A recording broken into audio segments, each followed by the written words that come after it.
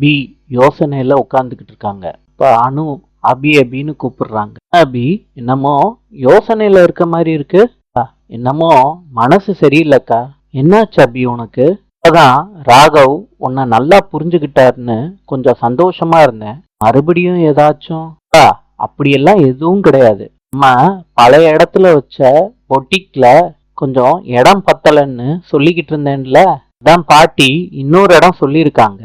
அதனாலதான் திங்ஸ் எல்லாம் நான் மாத்தி வைக்கணும். இத செட் பண்ணி முடிக்கணும்னு நினைச்சாலே அனு எனக்கு மலப்பா இருக்கு. அதுவும் இல்லாம வர்ற ஆர்டர் எல்லாம் சரியான நேரத்துல முடிச்சு கொடுக்கவே முடியல.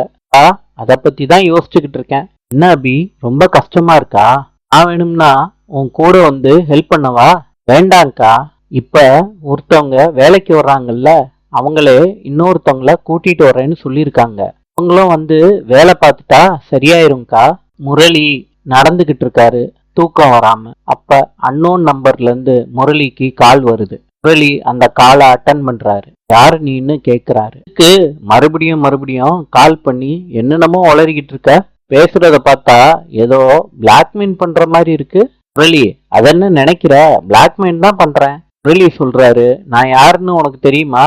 அதுக்கு பிளாக்மெயில் பண்றவர் சொல்றாரு, நீ யாருன்னு எனக்கு நல்லா தெரியும். அதெல்லாம் சேகரிச்சு வச்சுக்கிட்டு தான் உன்கிட்ட பேசிக்கிட்டு இருக்கேன். நீ சொல்றது எதுவுமே உண்மை கிடையாது. நான் பொம்பளை பொறுக்கியா? இத நீ வந்து பாத்தியாடா? வேலை ஆள் மாத்தி கால் பண்ணிட்டியா என்ன? முரளி நான் ஒன்னும் முட்டாள் கிடையாது. முரளி கிட்ட தான் பேசணும்னு பேசிக்கிட்டு இருக்கேன். சரி உனக்கு என்ன வேணும்? அப்படி வா வலிக்கு. உனக்கு எதிரா வச்சிருக்க ஆதாரத்தை எல்லாம் உன்கிட்ட திருப்பி கொடுக்கணும்னா கேட்கிற பணத்தை சொல்ற நேரத்துல சொல்ற இடத்துல கொண்டு வந்து கொடுக்கணும். முரளி சொல்றாரு, நான் என்ன தப்பு செஞ்சேன்? எனக்கு எதிரா என்ன ஆதாரம் உன்கிட்ட இருக்கு? முரளி வீட்டுல என்னென்னலாம் லீலைகள் செஞ்சியோ அத்தனையும் என்கிட்ட ஆதாரமா இருக்கு. முரளி சொல்றாரு, நானே பழச மறந்து தொலைச்சிட்டு இருக்க இடம் தெரியாம இருக்கேன். ரொம்ப தொந்தரவு பண்ணிக்கிட்டு இருந்த போலீஸ்ல கம்ப்ளைண்ட் பண்ணிடுவேன். முரளி நல்லா பண்ணுங்க. உங்களுக்கு தான் போலீஸ் சிம் கார்டு வாங்கி தடயம் இல்லாம அழிக்க தெரியுமா? எனக்கும் நல்லா தெரியும். ஒரு செகண்ட் போதும் எனக்கு. இப்ப எனக்கு வேண்டியதெல்லாம் பணம் மாத்திரம்தான். முரளி சொல்றாரு, பணமெல்லாம் கொடுக்க முடியாது. இதுக்கப்புறம் கால்லாம் பண்ணாத.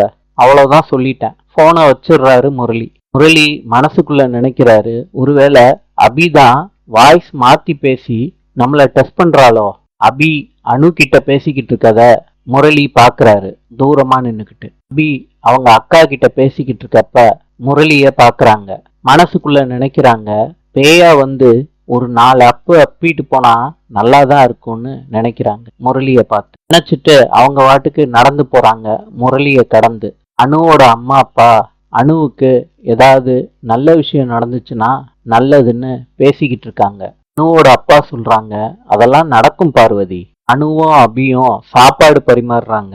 அஞ்சலி சாப்பிட்றப்ப பாட்டி கிட்ட சொல்றாங்க, அபிதான் இந்த மருதாணி எனக்கு போட்டு விட்டா. அழகா இருக்குல்ல பாட்டி? நல்லா இருக்கு அஞ்சலி. எங்க நல்லா இருக்கா? முரளி சொல்றாரு, ரொம்ப நல்லா இருக்குன்னு. அஞ்சலி கேக்குறாங்க ராகவ கிட்ட, நீ ஆபீஸ்ல சரியா சாப்பிடுறது இல்ல, ஸ்கிப் பண்ணிடுறேன்னு செந்திலண்ணே வந்து சொன்னாங்க. நானும் உன்கிட்ட கேட்க மறந்துட்டேன். நைட்டே உன்னை கவனிச்சேன். நீ சரியாவே சாப்பிடலையே ராகவ். இப்ப சாப்பிடாம கிளறிக்கிட்டு இருக்க. என்னடா ஆச்சு உனக்கு? ராகவ் சொல்றாரு, அதெல்லாம் ஒண்ணும் இல்லக்கா.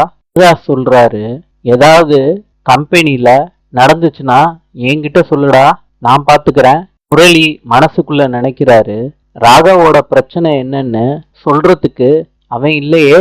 ராகவ் அபிய பாக்குறாரு. அபி ராகவ பாக்குறாங்க. பாட்டி சொல்றாங்க, அபி பொட்டிக்ஸ்ல இருக்க திங்ஸ் எல்லாம் எடுத்துட்டு போய் புதுக்கடையில அரேஞ்ச்மெண்ட் பண்ண ஆள் அனுப்பியிருக்கேன். இதனால இன்னைக்கு நீ பொட்டிக் போக வேணாம்.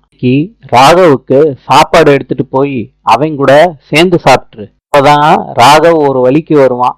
இங்க பாட்டி. ராகவ் சொல்றாரு, அதெல்லாம் வேணாம் பாட்டி, நான் சாப்பிட்டுக்கிறேன். அஞ்சலி சொல்றாங்க, ராகவ் பாட்டி சொல்றதா ரைட்டு. மனோகரன் சொல்றாரு, அம்மா நீங்க துலாபாரத்தை பத்தி விசாரிக்க சொன்னீங்கல்ல, பத்தி கோயில்ல ஐயர்கிட்ட பேசிட்டேம்மா. அவரு 3 தேதி கொடுத்துருக்காரு. நீங்களே பிக்ஸ் பண்ணிட்டு சொன்னீங்கன்னா உங்களுக்கு நான் இன்ஃபார்ம் பண்ணிடுறேம்மா. சரிப்பா. முரளி துலாபாரத்தை பத்தி பேசுறாரு. இந்த துலாபாரம் யாருக்கு பண்ண போறோம்னு கேக்குறாரு. அதுக்கு மனோகர் சொல்றாரு, ராகவுக்கு தான் பண்ண போறோம்.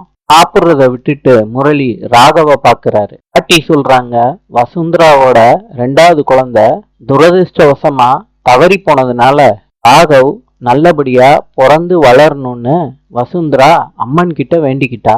அதுக்காண்டிதான் இந்த நேர்த்தி கடன். அனு கேக்குறாங்க, ராகவுக்கு முன்னாடி ஒரு குழந்தை பிறந்துச்சா? பாட்டி சொல்றாங்க, ஆமாம்மா, ராகவ் பிறக்கிறதுக்கு முன்னாடி பெரிய புயல் வசுந்தராவை ஆஸ்பத்திரிக்கு கூட்டிட்டு போற வழியில பனிக்கூடம் உடைஞ்சு ரொம்ப சிரமப்பட்டுட்டா.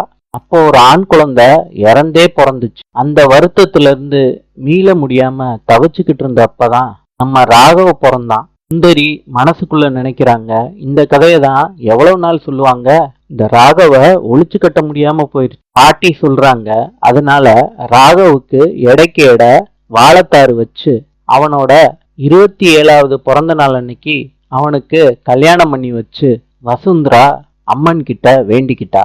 வர்ற வருஷம் ராகவுக்கு 27 வயசாக போகுது. கல்யாணமும் செஞ்சுக்கிட்டான். அந்த நேர்த்தி கடனை நம்ம செஞ்சுதான் ஆகணும். இந்த மாசம் அம்மனுக்கு உகந்த மாசம். இந்த மாசமே முடிச்சிடலான்னு நான் தேதியை குறிச்சு வச்சிருக்கேன். ராகவ் சொல்றாரு, கம்பெனி இஷ்யூலாம் போய்கிட்டு இருக்கு. இந்த நேரத்துல எதுக்கு பாட்டி இதெல்லாம்? பாட்டி சொல்றாங்க, ராகவ், வசுந்தராவோட வேண்டுதலை நம்ம தான் நிறைவேற்ற முடியும். அது நம்மளோட கடமை. ராகவ் கம்பெனிக்கு போறாரு. கம்பெனில ராகவோட பிஏ ராகவுக்கு டென்ஷனை ஏத்தி விடுறாங்க. ராகவ் போன் கால்ல எல்லாருக்கும் பதில் சொல்றாங்க. அபி அந்த டயத்துல சாப்பாடு எடுத்துட்டு போறாங்க. ராகவோட பிஏ சொல்றாங்க, எல்லாமே அபியால தான். அந்த ட்ரக் கேஸ்ல மாட்டினதுனால ராகவோட கம்பெனி ரெப்புடேஷனே போயிருச்சு. பி சொல்றாங்க, அப்படியே பார்த்தாலும் நான் செஞ்ச தப்புக்கு என்னதானே தண்டிக்கணும்? ராகவ் சாப்பிடாம இருக்கிறது ராகவே தண்டிக்கிற மாதிரி. ராகவோட பிஏ சொல்றாங்க, எல்லாத்துக்கும் உங்ககிட்ட ஆன்சர் இருக்கு.